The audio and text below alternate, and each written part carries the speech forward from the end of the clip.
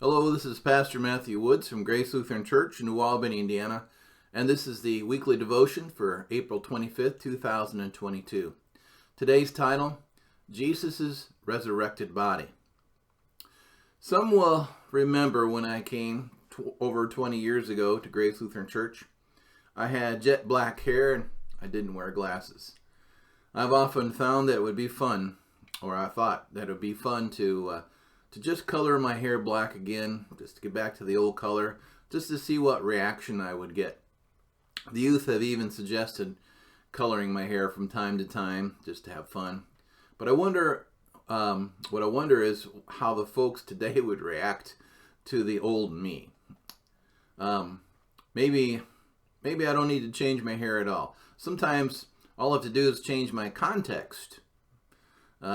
In the years past, when I would go to the store or be in the store at different various times and run into church members, oftentimes they don't recognize me. I'd be meandering about, but then I would see them and I would say hello and get no response. Actually, I just kind of get a weird stare.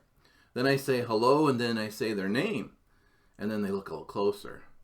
Or I would say hello and can I help you? Is there anything you need in the store? And it usually took a moment, but eventually I got the reaction I'm looking for. Their brains would kick in and all of a sudden they'd say, "Oh, hello, Pastor." Now perhaps something similar is going on in John chapter 20 when Jesus appears to his disciples. So let's listen to a few selected verses from John 20, which was, by the way, the gospel lesson yesterday.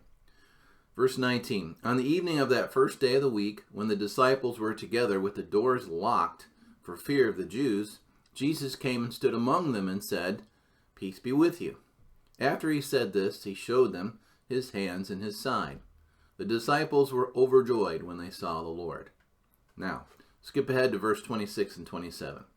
A week later, his disciples were in the house again, and Thomas was with them. Though the doors were locked, Jesus came and stood among them and said, "Peace be with you." Then he said to Thomas, "Put your finger here. See my hands? Reach out your hand and put it into my side. Stop doubting and believe." The result of each encounter with the resurrected Jesus was a great faith, wonder, and all kinds of excitement. But we, the reader, are supposed to notice Jesus' resurrected body. On the one hand, Jesus has his wounds. Jesus deliberately shows his disciples his hands and his side. And we note that there were still holes there. Not a lot of, Thomas was putting his finger into the nails where the nails were and putting his hand into his side. Not just his fingers, but his hand. These are physical scars. On the other hand, we note that Jesus kept the scars at all. Why would he keep them? Everything else is healed. No sign of thorn punctures on his head or the bruises or the back torn to ribbons with the scourge or from the scourge or blood and water no longer flowing from the side. The wounds don't even hurt when the disciples touch them. And in fact, they seem to be more like tattoos than wounds at this point. They are marks of Jesus' crucifixion. The wounds also don't limit Jesus' interaction with the disciples. Jesus could still walk and talk, and he did with his disciples and with the fellows on the road to Emmaus. He could break bread, too, for that matter, as we saw with the disciples at Emmaus. His voice was familiar to them. It was not thunderous like the voice from the cloud at Mount Sinai. It was just the voice of Jesus that they had heard countless times over 3 years. Just saying Mary's name got her attention earlier in John 20.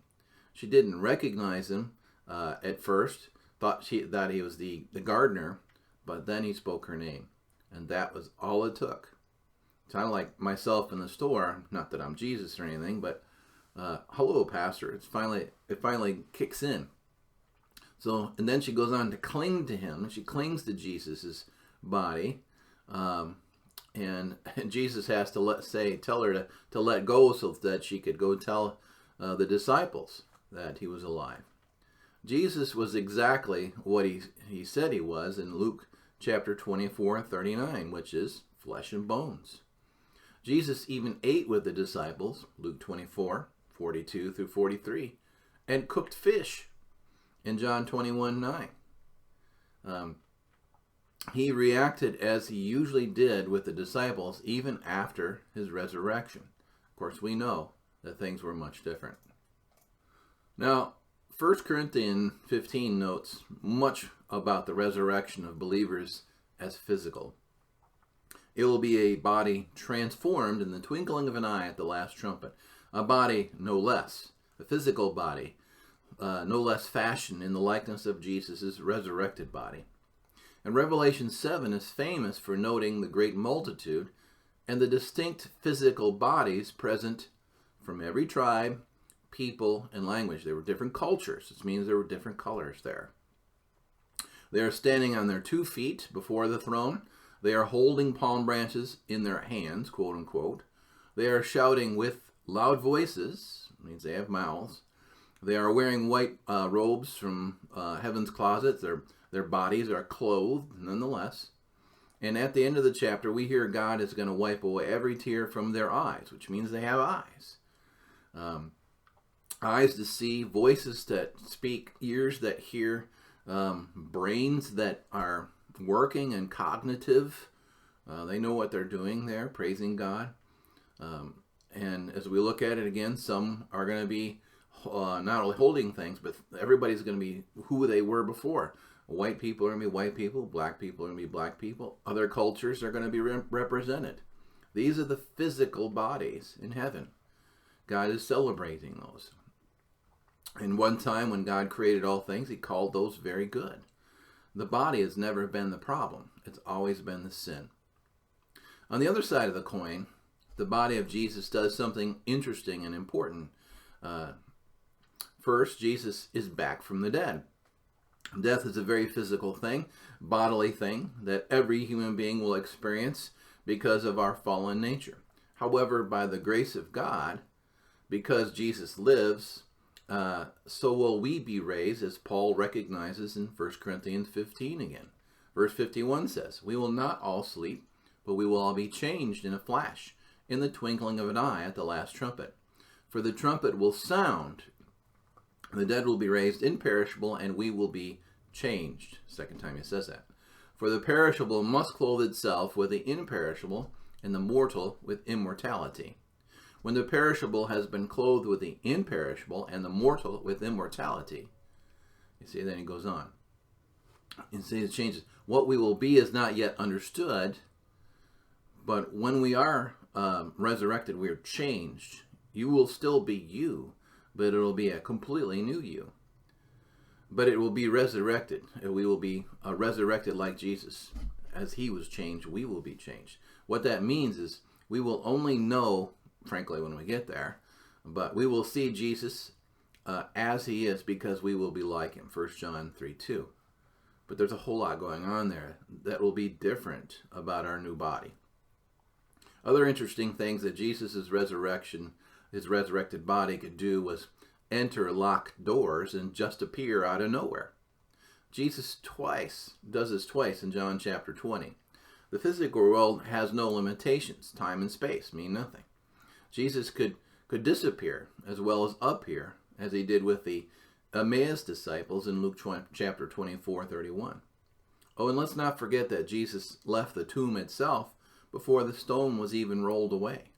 Rolling the stone away was for the benefit of the women and the disciples to see that Jesus was not there but risen as he promised. Does this mean that we'll be able to come back and walk through walls and visit people? No. On this one, Jesus is distinct. Nowhere does Scripture mention that believers will return to the realm of the earth and time and space once they enter eternity. And why would we want to, honestly? We will be fine. Our loved ones will be fine.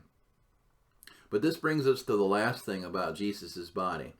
It is not bound by time and space, remember? Jesus is also eternal. He's timeless. Heaven is shaped by the eternal nature of Jesus and his divinity. So will our resurrected bodies. They will be shaped by an eternal body. This is an element that is most definitely something we do share with Jesus. Eternal life means that we will live forever, as Jesus does. The mortal, as Paul says once again, is clothed with the immortal. Since time is an element of creation, and Jesus will come on the last day, that's the name last day, there will be no more calendars in heaven, no more full moons or days or nights. We will simply be. We will not grow tired. We will not need a nap. Sleep will be irrelevant. Resurrected Alaskans won't have to spend the winter in the dark anymore. Jesus' body will not age, grow weak, get wounded again, nor will it die again, all of which are usually the consequences of time. And same applies to us, because a resurrected believer is not ruined by time. It is not bound by time. We, in our resurrected form, will be timeless. Time is simply not a thing in heaven. We will never experience another death or mourn anyone well again, and that's also good. And the interesting part, for a Christian, we are already in possession of the resurrection in and through Jesus. By believing, we already have that connection. Our future is already a present reality when it comes to, for instance, our baptisms. It's all there already. It's just a matter of moments before or when it happens. At the right time, when we are called to the Lord, when the Lord calls our name, that eternity will finally kick in and we'll see it. The resurrected body of Jesus gives us a lot of clues for what is in store for us. But for now, the resurrection of Jesus gives us hope. Someday, I will be a changed man.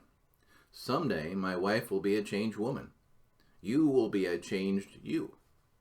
Looking at Jesus tells us a lot about our future, and those are good things to see. And yet there's a whole lot more that we can't see yet or understand yet. We haven't realized yet. But once we are lifted up into heaven, then we will. So may the Lord bless us with a faith to believe, as Thomas did, to be blessed, to know and believe in Jesus, that he is truly risen from the dead. Indeed, that is our message. He is risen. May the Lord bless us with that confidence and with hope and the blessings of the resurrection.